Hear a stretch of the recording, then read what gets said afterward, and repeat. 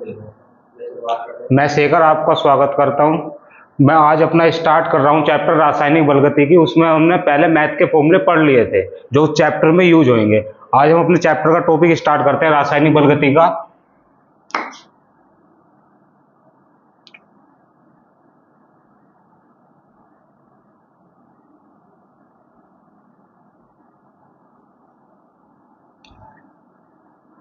Chapter का नाम है रासायनिक बलगति की, और इसका सबसे पहला टॉपिक जो हम पढ़ेंगे इसमें वो हमारा रासायनिक बलगति की किसे कहा करते हैं।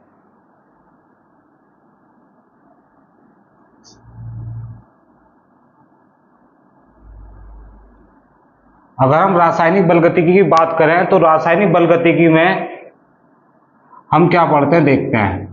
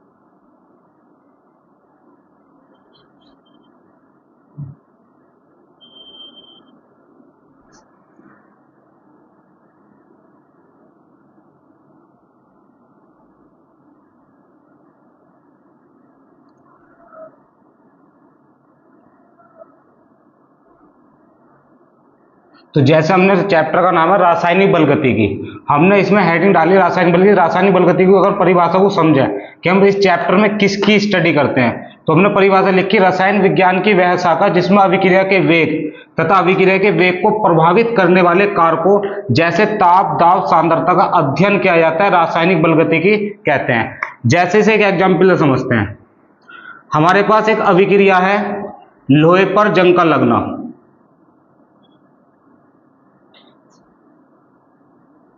एक दूसरी हमारे पास एक दूसरा एग्जाम्पल है, हमने NaOH की HCl से रिएक्शन कराई,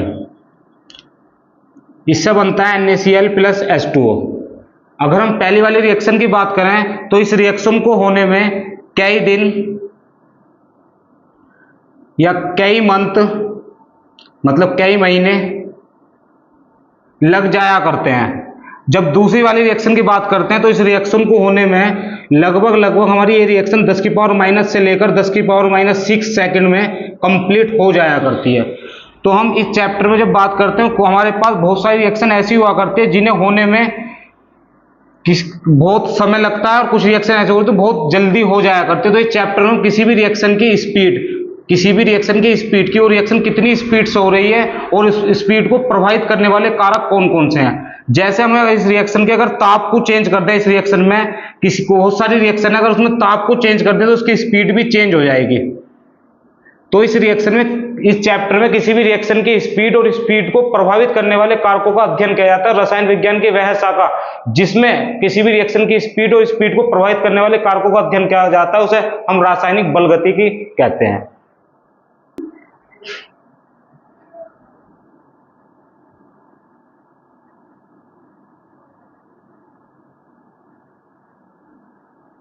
तो सबसे पहला टॉपिक हमारा इसमें स्टार्ट होगा अभिक्रिया की दर।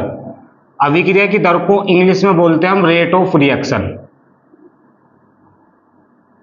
अभिक्रिया की दर का दूसरा नाम भी है, इसे हम अभिक्रिया के वेग के नाम से भी जाना करते हैं।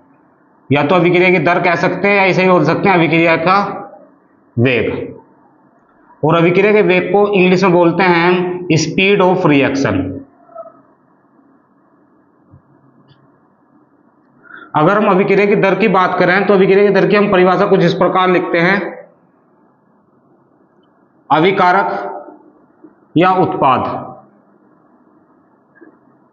की सांद्रता में समय के साथ जो परिवर्तन आता है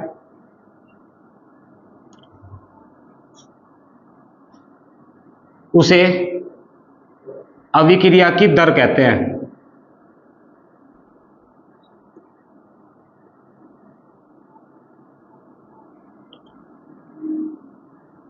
इसे dx बटे dt से प्रदर्शित करते हैं।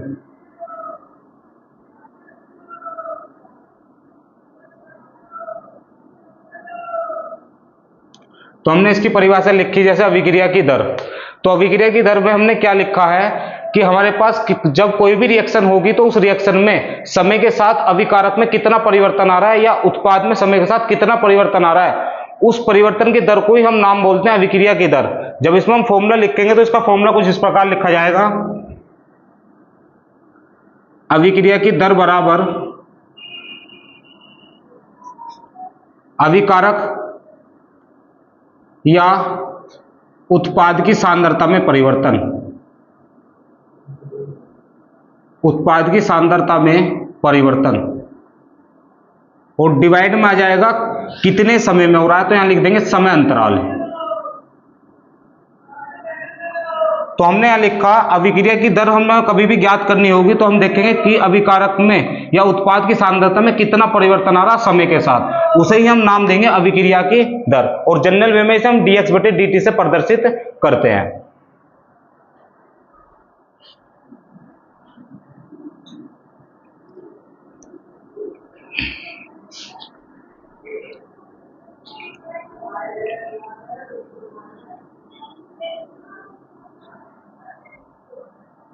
अभिक्रिया की दर पर हम एक एग्जाम्पल लिखते हैं। जैसे हमारे पास एक अभिक्रिया लिखी हुई है, a प्लस बी से हमारा इससे उत्पाद बनता है c प्लस डी।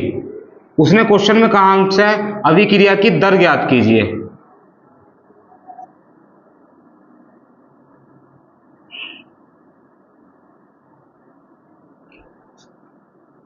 तो हम इसमें जो सॉल्यूशन लिखेंगे इसका वो लिखेंगे अभिक्रिया की दर बराबर, हमारे पास इसमें a अभिकारक है, यहां लिखेंगे a की सांद्रता में परिवर्तन। अगर हमें कभी भी सांद्रता लिखनी हो, जैसे हमने a लिखा, अगर हम a को ब्रैकेट में लिख देंगे तो इसे पढ़ते हैं a की सांद्रता। अगर मैं इससे पहले d लगा दूं तो इसे पढ़ते हैं a की सांद्रता में परिवर्तन। तो हमने लिखा a की सांद्रता में परिवर्तन समय के साथ कितना आया, सबको आपस में बराबर करके लिख देंगे b की सांद्रता में परिवर्तन समय के साथ कितना आया।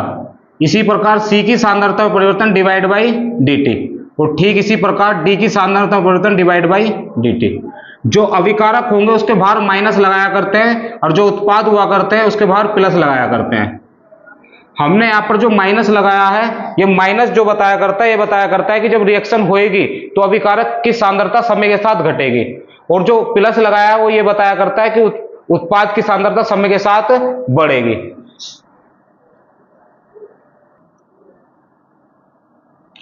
इसी में एक दूसरा एग्जाम्पल लिया, हमने यहां लिख रखी है एक अभिक्रिया, इसमें मल्टीप्लाई में ले लिया n1a प्लस n2b, इसके मल्टीप्लाई में मान लिया n3c प्लस n4d, और हमसे कहा जाए इसकी अभिक्रिया की दर ज्ञात करो।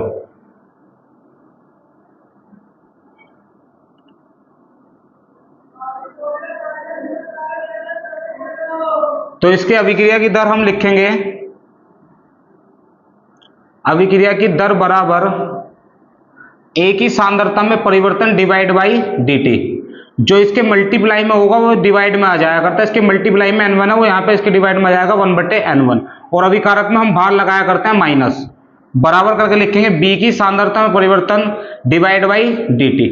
इसके मल्टीप्लाई में n2 है तो वो डिवाइड में आएगा 1 बटे n2, बाहर लगाएंगे माइनस, अभिकारक में बाहर माइनस लगाया करते हैं, उत्पाद में बाहर प्लस लगाया करते हैं। c की सांद्रता में परिवर्तन divide by dt 1 upon n3, और यहां लिखेंगे d की सांद्रता में परिवर्तन divide by dt 1 upon n4, और हमारे पास उत्पाद है इसमें भी प्लस लगाएंगे और ये हमारा आ गया आंसर।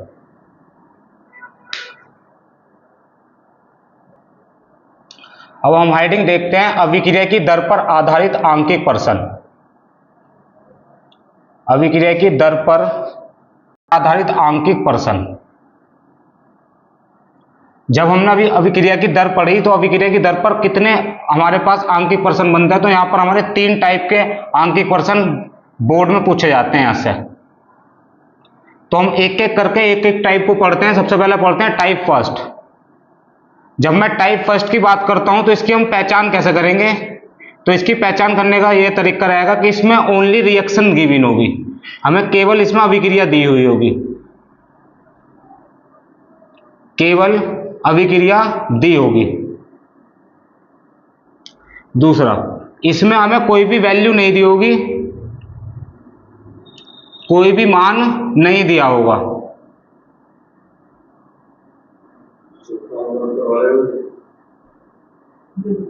वो नंबर 3,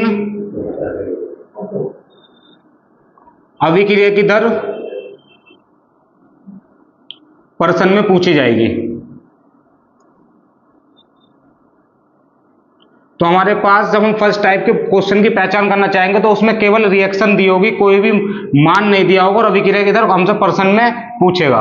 तो हम इस क्वेश्चन को किस प्रकार से सोल्व करेंगे, जैसे हमने एक क्वेश्चन लिया, ये एक अभिक्रिया लिखी हुई है हमारी, हमने ये अभी ऊपर भी पढ़े थे, हमारे पास एक रिएक्शन लिखी हुई है N2 + H2 और इससे हमारा बनता है NH3 और हमने इसकी मल्टीप्लाई में N2 के मल्टीप्लाई में है हमारा, इसके NH3 के मल्टीप्लाई में है 2 और हमारे पास इसके मल्टीप्लाई में है 3।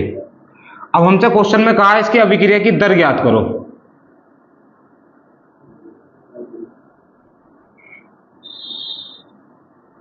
इसके जैसे क्वेश्चन हमने ऊपर भी अभी करे थे, बिल्कुल सेम वही क्वेश्चन है।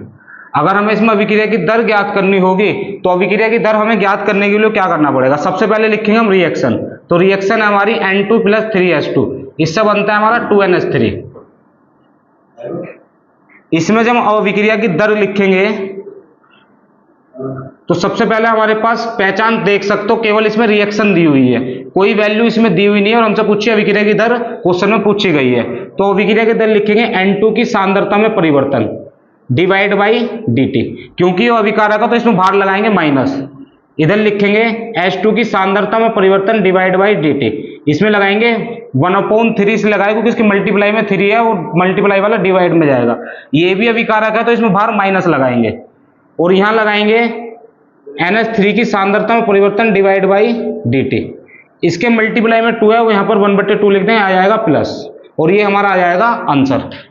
तो इस प्रकार से हम इसके अभिक्रिया की दर ज्ञात कर सकते हैं। सेकंड की कि हम टाइप सेकंड के जो हमारे पास न्यूमेरिकल आएंगे उसकी कैसे पहचान करेंगे, तो उसकी पहचान के लिए सबसे पहले ध्यान रखना है, हमारे पास पहली कंडीशन है कि उसमें रिएक्शन दी होगी, मतलब अभिक्रिया दी होगी, अभिक्रिया दी होगी, पहली बात। दूसरी बात यह है कि इसमें उससे पहले वाले क्वेश्चन में वैल्यू नहीं दी थी, यहां पर हमें क्वेश्चन में वैल्यू भी दी होगी और हमसे क्वेश्चन में पूछा जाएगा अभिक्रिया की दर ज्ञात कीजिए। इस प्रकार से हम सेकंड टाइप के क्वेश्चन की पहचान कर सकते हैं, अभिक्रिया की दर ज्ञात कीजिए। जैसे एक क्वेश्चन लिया, हमारे पास एक अभिक्रिया है, अभिक्रिया है इस प्रकार से कि A से उत्पाद बनता है कोई, यदि 10 मिनट में A की सांद्रता 5 मोलरता से घटकर 3 मोलरता रह जाती है तो अभिक्रिया की दर ज्ञात कीजिए। तो अभिक्रिया की दर ज्ञात कीजिए। अगर इस क्वेश्चन की हम बात करें, पहचान करें, तो इस क्वेश्चन की पहचान हम कर सकते हैं। हमने लिखा था कि इस रिएक्शन में अभिक्रिया दी होगी, तो इस रिएक्शन में अभिक्रिया दी हुई है, इसकी वैल्यू भी दी होगी तो इसमें क्वेश्चन में वैल्यू भी दी हुई है और हमसे क्वेश्चन पूछा अभिक्रिया की दर ज्ञात कीजिए। तो इस क्वेश्चन को करने के लिए हमें किस प्रकार से इसका सॉल्यूशन करना पड़ेगा, हमारे पास सबसे पहले अभिक्रिया दे रखी है, A से उत्पाद बनना है और सबसे पहले उसने कहा यदि 10 मिनट में A की सांद्रता 5 मोलरता से घटकर 3 मोलरता रह जाती है तो तो अभिक्रिया की दर ज्ञात करो। तो इसमें रिएक्शन भी दी है और वैल्यू भी दी है। तो इस क्वेश्चन को हम किस प्रकार से करेंगे, तो सबसे पहले ध्यान ये रखना है, इसमें 10 मिनट में दे रखा, तो स्टार्टिंग वाला जो प्रारंभ में हम समय मानकर चलते हैं वो हमेशा प्रारंभ में समय हम t बराबर 0 मानकर चलते हैं। प्रारंभ में एक ही जो सांद्रता दे रखी है वो दे रखी है हमें 5 मोलरता। अभी तक रिएक्शन स्टार्ट नहीं हुई है, तो उस स्थिति में ओनली एक ही सांद्रता, उत्पाद हमारा कुछ नहीं बना है, तो इसका मतलब है उत्पाद की जो मात्रा होगी वो हमारी 0 रहेगी। उसने कहा 10 मिनट के बाद, जब हम 10 मिनट के बाद बात करते हैं तो उसने कहा 5 मोलरता से घटकर 3 मोलरता रह जाती है। इसका मतलब यह है कि अभिकारक की सांद्रता जो है वो 3 मोलरता रह जाती है। अब इसका मतलब ये होता है टोटल हमारे पास 5 थी, 3 रह गई, तो इसमें से कितनी रिमूव हो चुकी है, कितनी निकल चुकी है, 2 निकल गई। इसका मतलब 5 में से 2 मोलरता निकल गई, तभी जाकर हमारी 3 बची होगी। जितनी यहां से निकली है उत्पाद में जाकर उतनी ही हमारी आगे जाकर बनती है। अब हमें निकालनी इसमें अभिक्रिया की दर। तो अभिक्रिया की दर के लिए तुम्हारे पास ये कंडीशन है कि तुम्हारे पास या तो तुम्हें अभिकारक की सांद्रता पता हो स्टार्टिंग वाली और बाद वाली, या उत्पाद की सांद्रता पता हो स्टार्टिंग वाली और बाद वाली, तो हमारा क्वेश्चन सोल्व हो जाएगा। तो हमने अभिकारक की हमें दोनों सांद्रता पता है, स्टार्टिंग वाली भी बाद वाली भी, उत्पाद की भी हमें पता है, तो हम किसी से भी क्वेश्चन को कर सकते हैं। सपोज दैट हमने लिखा है यहां पर इस प्रकार से, अभिकारक की सांद्रता में परिवर्तन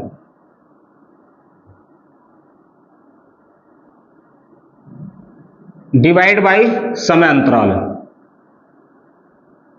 तो अभिकारक के उत्पाद में जो सांद्रता में अभिकारक की सांद्रता में परिवर्तन देखेंगे तो बाद में कितनी सांद्रता है 3, स्टार्टिंग में कितनी है 5, समय में कितना अंतर है, बाद में समय था 10, स्टार्टिंग में कितना है 0। जब हम अभिकारक की सांद्रता में परिवर्तन देखते हैं तो बाहर माइनस लगाया करते हैं।